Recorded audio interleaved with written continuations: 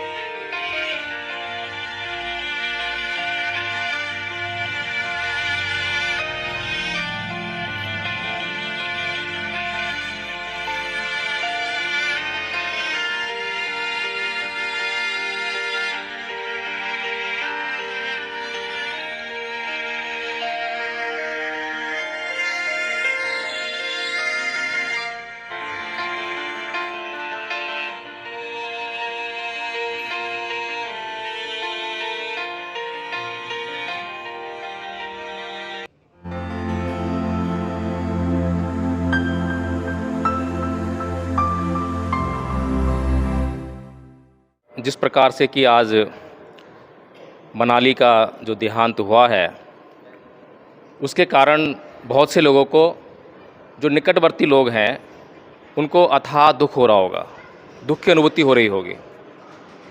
लेकिन ये भी सच है कि जो लोग निकटवर्ती नहीं हैं, उनको वैसा दुख नहीं हो रहा होगा। लेकिन ये दुख कहाँ से आ रहा है?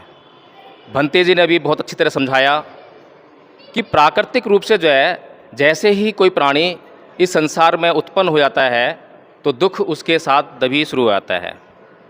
जातिपि दुखा, जरापि दुखा, व्याधिपि दुखा, मरणापि दुखा, शोक परिदेव दोमनस्य उपाया सापि दुखा, प्रिय ही विपयोगो दुखो, अप्रिय ही संपयोगो दुखा, यम्पि छंगने लवति तम्पि दुखं। तो कुल मिलाकर यह है कि यह जो जीवन है ये दुखों से भरा है। लेकिन हम ये सब जानते हैं, ऐसा नहीं है कि हम जानते ना हो। जन्म लेने पर सबको दुख होता है। कोई भी यहाँ पर जो है, कोई भी प्राणी जब जन्म लेता है तो हंसते हुए पैदा नहीं होता। कोई भी प्राणी जब उसको रोग होता है तो दुख होता है। कोई ऐसा प्राणी नहीं है जिसको रोग हो और वो खुश होने लगे, हंसने लगे। जब बुढ़ापा आता है तब भी दुख होता है, और जब मृत्यु होती है तब भी दुख होता है। प्रियजनों के बिछुड़ने पर दुख होता है। जिनको हम चाहते हैं अगर वो हमसे बिछुड़ जाएं, जैसे मनाली जिनकी प्रिय थी, उनको आज बहुत दुख हो रहा है। उस दुख को सहन करना बड़ा मुश्किल हो रहा है। अप्रिय जनों का मिलना भी दुख होता है। जिसको हम नहीं चाहते हैं अगर वो मिल जाएं तो भी दुख होता है। हम सांप, बिच्छू आदि प्राणियों को नहीं चाहते हैं, घर में घुस जाएं तो बहुत मन भय से मृत्यु जाता है। तो कुल मिलाकर यह है जो भगवान बुद्ध का मार्ग है। क्या भगवान बुद्ध ने ऐसा कोई मार्ग दिखाया है, ऐसी कोई बात बताई है जिससे कि दुखों से मुक्त हुआ जा सके? तो भंते जी ने बिल्कुल ठीक ठीक कहा है कि प्राणी अगर उत्पन्न होगा तो दुख तो उसको झेलने ही पड़ेंगे। कोई प्राणी इन दुखों को रोकर झेलता है और कोई हंसते हुए समता में रहकर उनको झेल लेता है।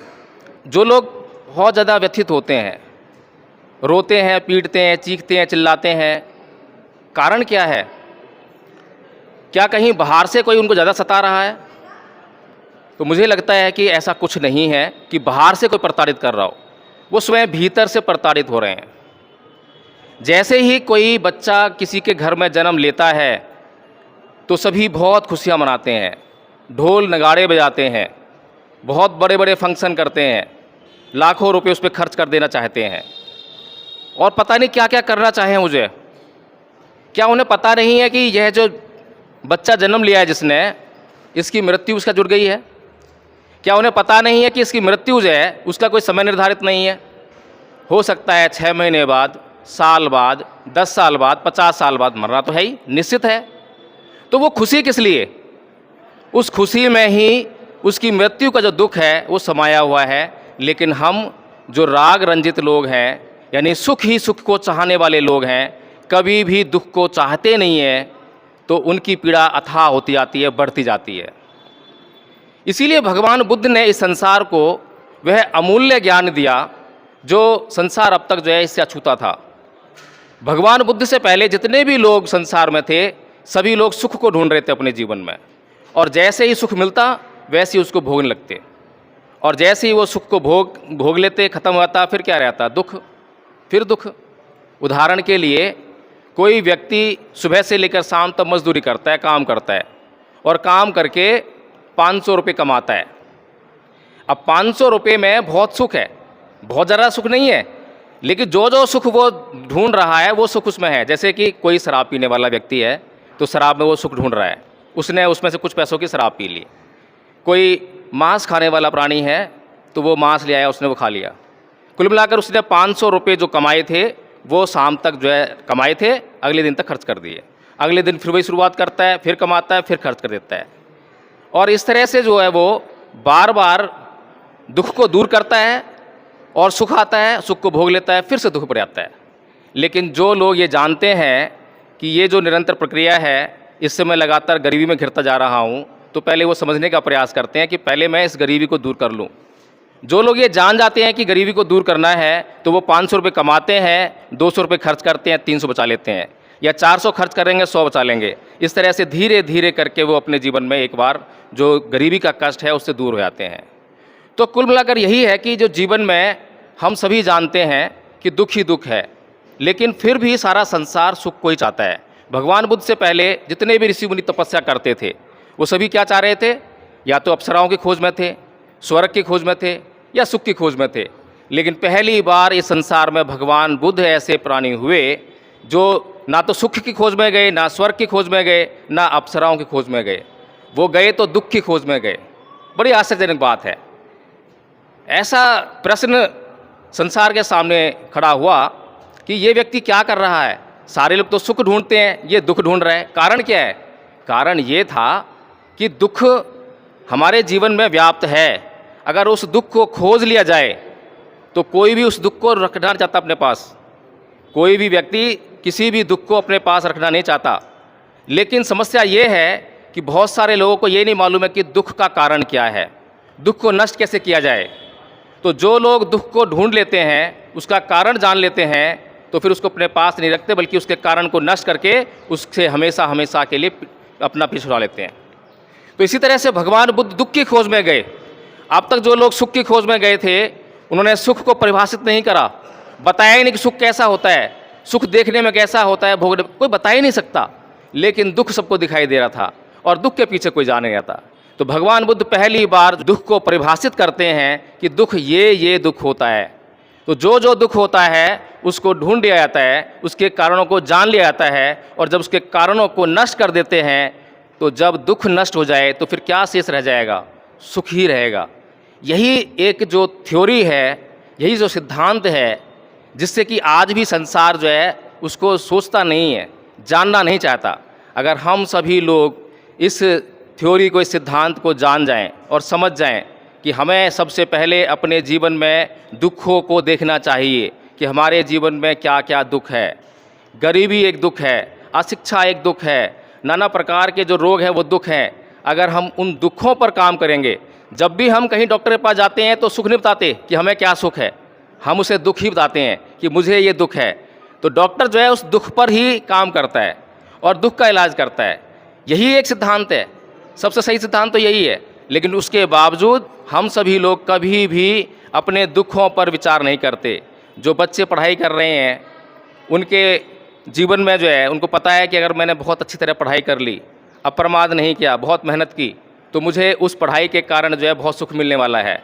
लेकिन जो बच्चे ये सोचते हैं कि अभी मुझे टीवी में फिल्म चल रही है, गाना चल रहा है, बाहर कीर्तन हो रहा है, या बाहर जो है फंक्शन हो रहा है, तो अभी मैं वो फंक्शन अटेंड कर लेता हूँ, अभी वो फिल्म देख लेता हूँ, गाना सुन लेता हूँ, और वो अपना समय उसमें लगा देते हैं और पढ़ाई में नहीं लगाते हैं। तो उनके जीवन में लौटकर कष्ट ही आते हैं। तो बड़ी सिंपल सी बात है, कोई बहुत बड़ी बातें भगवान बुद्ध ने ऐसी कोई बात नहीं की जो हमें समझ में ना आए। बहुत आसान आसान बातें बताई हैं, लेकिन समस्या ये है कि हम सुनना नहीं चाहते। पहली बार भगवान बुद्ध ऐसे व्यक्ति हुए संसार में जिन्होंने यह कहा कि मानो मत, जानो, और मेरी शरण में आने से आपको कोई फ़ायदा होने वाला नहीं है। अगर मात्र मेरी शरण में आ गए और कुछ जाना नहीं, कोई प्रश्न नहीं किया, अपने संदेह नहीं मिटाए, तो कोई लाभ होने वाला नहीं है। मेरी शरण में आ भी गए और मैंने जो बताया उस पर तुम चल नहीं पाए, तो कैसे लाभ होगा। डॉक्टर के पास गए हम दवाई लेने के लिए, डॉक्टर ने दवाई भी दे दी, लेकिन हमने दवाई खाई नहीं, तो कैसे ठीक होंगे। तो इसीलिए भगवान बुद्ध कहते हैं कि सबसे पहले प्रश्न करके अपने संदेहों को मिटाओ। जो लोग प्रश्न नहीं करते हैं, केवल मानते रहते हैं, तो उनको मूर्ख बनाने वाले लोग इस दुनिया में मौजूद हैं। कोई कहता है कि हाथी की सवारी चूहा हो सकता है, तो जो मानने वाले लोग हैं मानते रहते हैं। किसी की आस्था जुड़ गई, किसी श्रद्धा बन गई, किसी का विश्वास बन गया, तो ये मानने में ही लोग भटकते रहते हैं।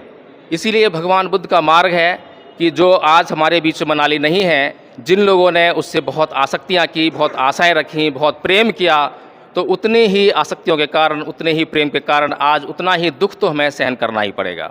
लेकिन जो लोग जान जाते हैं कि एक ना एक दिन हम सबको जाना है, हमारा चाहे पुत्र है, पुत्री है, भाई है, बहन है, सबको जाना है, और उसको हम अगर सत्य को जान जाएं और जानकर जो है केवल उतना ही व्यवहार करें जितना आवश्यक है, तो मैं समझता हूँ कि उस समय जो है दुख जो है कम होगा। दुख तो होगा, लेकिन दुख जो है कम होगा, सहने योग्य होगा। तो इसीलिए जो है हमें आज मनाली के ना होने पर जो दुख हो रहा है उसको समझना चाहिए कि ये जीवन का सत्य है, और उस दुख में हमें बंधे नहीं रहना चाहिए। हमें आगे का जीवन चलाने के लिए तत्पर रहना चाहिए। इसीलिए मैं एक कहानी बताना चाहूँगा कि एक बार एक बोधिसत्व होते हैं और उनका पुत्र होता है इसी प्रकार का, जो है 12-13 साल का होता है। खेत में काम कर रहे होते हैं, अचानक सांप उसको काट लेता है और उसकी वहीं मृत्यु हो जाती है। तो बोधिसत्व उसको देखकर जो है उसकी लाश को एक साइड में लगा देते हैं और काम करने लगते हैं। एक व्यक्ति वहीं से पास से गुजरता है तो उसको आवाज़ लगाकर बोलते हैं कि हे भाई, मेरे घर पर मेरी पत्नी भोजन ला रही होगी, ज़रा उसको बोल देना कि आज केवल 2 ही लोगों का भोजन लेकर आए। तो उस व्यक्ति ने जाकर उसकी पत्नी को घर पर सूचना दी कि आज केवल आपको जो है 2 ही व्यक्तियों का भोजन लेकर आना है। पत्नी भी समझदार थी, समझ गई कि आज जरूर कुछ घटना घट गई है, तो वह 2 ही व्यक्तियों का भोजन लेकर आई। और वहाँ पर खेत पर पहुँचने के बाद पहले दोनों पति पत्नियों ने अपना भोजन किया, और भोजन कर चुकने के बाद उस बेटे की लाश का अंतिम संस्कार किया और फिर से अपने काम पर लग गए। तो वे लोग सच्चाई को जानने वाले लोग थे।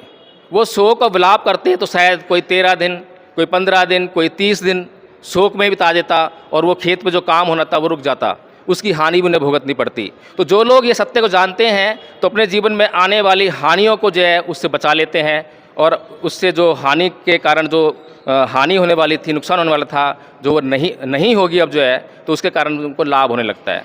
तो इसीलिए जो है ये जीवन के सत्य हैं। इन जीवन के सत्यों को जो जान लेता है उसको जीवन में लाभ होते हैं, और जो इन जीवन के सत्यों को जानते हुए भी इनकार करता है तो उनको अथाह हानि ही उठानी पड़ती है। इसे अपनी वाणी समाप्त करूँगा। सभी को जय भीम, नमो बुद्धाय।